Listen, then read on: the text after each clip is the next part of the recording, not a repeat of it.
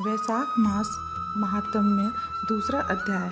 नारद जी बोले, हे राजन, वैशाख के समान कोई महीना नहीं है, समयुग के समान दूसरा युग नहीं है, वेद के समान शास्त्र नहीं, गंगा जी जैसा कोई तीर्थ नहीं, जल दान के समान दूसरा दान नहीं और भार्या के समान दूसरा सुख नहीं, खेती जैसा कोई धन नहीं और जीवन के समान कोई लाभ नहीं, उपवास जैसा दूसरा तप नहीं, दान जैसा सुख और दया के समान दूसरा धर्म तथा नेत्रों के समान कोई ज्योति नहीं है, भोजन के समान कोई तृप्ति, खेती के समान कोई व्यापार नहीं, धर्म के समान कोई हितकारी मित्र नहीं और सत्य के समान कोई यश नहीं है, आरोग्य समान कोई हर्ष नहीं, केशव के समान कोई रक्षक नहीं, माधव के तुल्य संसार में कोई पवित्र नहीं है।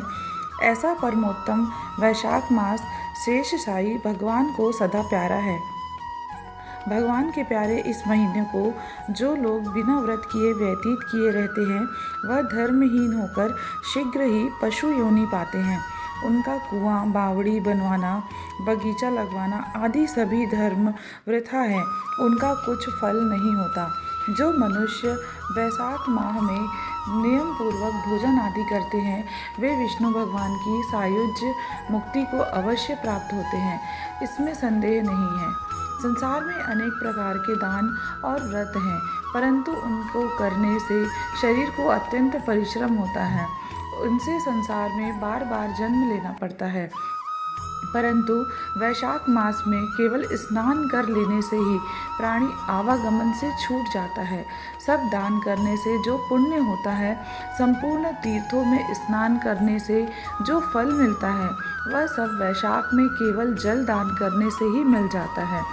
जिसमें जल दान करने की सामर्थ्य न हो, वे ऐश्वर्य की इच्छा करने वाले दूसरों से कहकर जल दान करावे।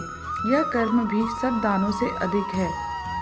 तराजू के पलड़े में सब प्रकार के दान और दूसरे जल दान रखकर तोले तो जल दान ही भारी निकलेगा।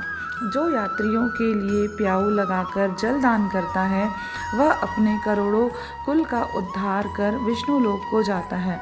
हे राजन, प्याऊ लगाने से देवता, पितर और ऋषि सब निसंदेह अत्यंत प्रसन्न होते हैं। जो प्याऊ लगा थके हुए यात्रियों को संतुष्ट करता है, उससे ब्रह्मा, विष्णु और शिव सब देवता प्रसन्न होते हैं। जो जल की इच्छा हो तो जल दान करें, छाया की इच्छा हो तो छतरी दें। हे राजन, जो विजन की इच्छा हो तो वैशाख में पंखा दान करें। जितने दान बताए हैं, उनमें जल दान, छत्र दान और पंखा दान सब में उत्तम है। इन्हीं का दान वैशाख में अवश्य करना चाहिए। जो वैशाख के महीने में कुटुंबी ब्राह्मण को जल से भरा घड़ा नहीं देता, वह चातक की योनि पाता है। जो प्यासे महात्मा को शीतल जल पिलाता है, उसे हे राजन 100 राजसूय यज्ञ करने का फल मिलता है। जो धूप, परिश्रम और पसीना से व्याकुल ब्राह्मण को पंखा से हवा करता है, वह सब पापों से रहित हो गरुड़ के समान हो जाता है। जो मनुष्य वैशाख में ब्राह्मण को पंखा नहीं देता, वह अनेक प्रकार के वात रोगों से पीड़ित हो नरक को भोगता है। जो थके ब्राह्मण की वस्त्र से हवा करता है, वह सब पापों से छूट भगवान विष्णु की सायुज्य पाता है। जो शुद्ध मन से ताड़ का पंखा दान करते हैं, वे सब पापों से छूट विष्णु लोक को जाते हैं।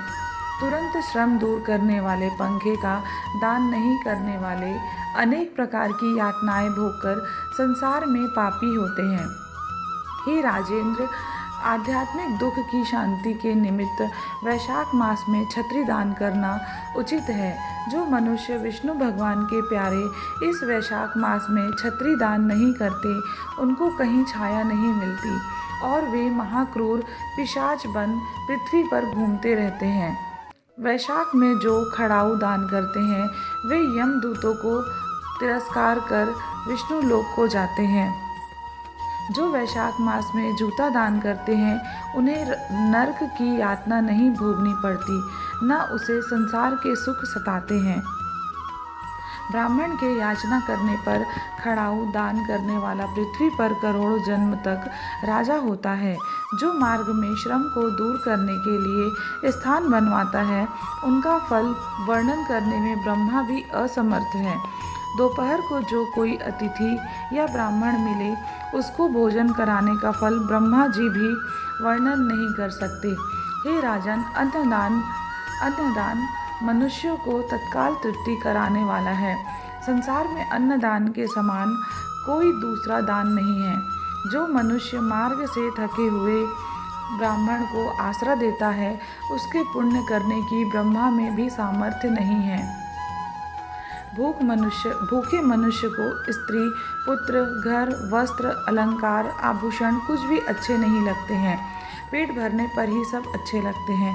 इसलिए अन्नदान के समान न कुछ हुआ न आगे होगा। जो वैशाख में थके हुए ब्राह्मण को अन्नदान नहीं देता, वह पिशाच बनकर पृथ्वी पर अपना ही मांस खाता फिरता है। इसलिए ब्राह्मण को यथाशक्ति अन्न देना उचित है। हे राजन, अन्नदाता माता पिता को भी भुला देती है। वह दानी ही को अपना सर्वस्व समझने लगता है।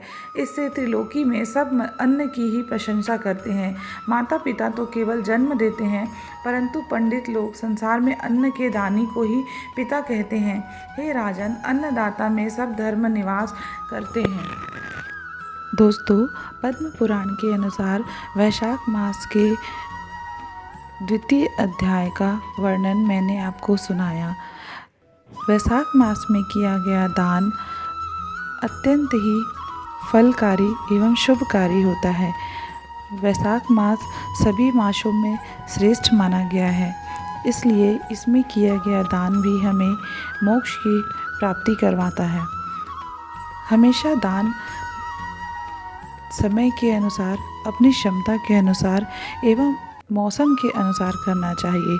क्योंकि यह मौसम गर्मियों का है, इसलिए इस मौसम में जलदान को श्रेष्ठ माना गया है। धूप में मनुष्य एवं जीव जंतु सभी परेशान रहते हैं, तो इसलिए इसमें छतरी, जूते, वस्त्र एवं जल को विशेष महत्व दिया गया है। साथ ही साथ अन्नदान का भी अपना विशिष्ट महत्व होता है। आप अपनी क्षमता अनुसार जो भी दान कर सकते हैं, वे अवश्य करें। इसके अलावा ऋतु फलों का, छाछ, लस्सी या रस का भी आप दान कर सकते हैं। इसके अलावा आप पक्षियों के लिए भी जल एवं अन्न अवश्य रखें। यदि तीर्थों में जाकर स्नान नहीं कर सकते हैं, तो अपने जहाँ आप रहते हैं वहाँ आसपास जो भी पवित्र नदी हो, वहाँ जाकर स्नान करें। कुछ नहीं से थोड़ा कुछ अधिक बेहतर होता है, इसलिए जितना संभव हो सके दान एवं धर्म के कार्य हमें करते रहना चाहिए। इसमें बस इतना ही। दोस्तों, राधे राधे। बोलिए श्री हरि विष्णु भगवान की जय।